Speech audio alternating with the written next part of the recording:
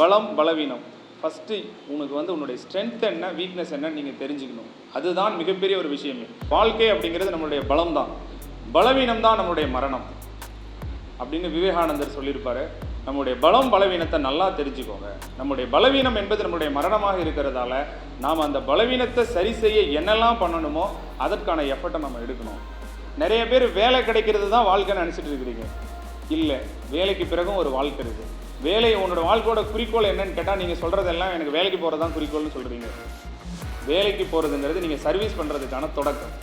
நாம் சர்வீஸ் பண்ணுறதுக்காக தான் வேலைக்கு வரோன்றதை நிறைய பேர் புரிஞ்சிக்காததால தான் அவங்கள்ட்ட அப்படிப்பட்ட ஒரு பரந்த ஒரு நோக்கம், ஒரு ப்ராட் வியூ இல்லாததால தான் அவங்க இன்னும் வரைக்கும் இந்த வேலை கிடைக்கிறதே அவங்க ரொம்ப கஷ்டமாக என்ன செஞ்சுட்டு இருக்காங்க, ஃபீல் பண்ணி படிச்சுட்டு இருக்காங்க.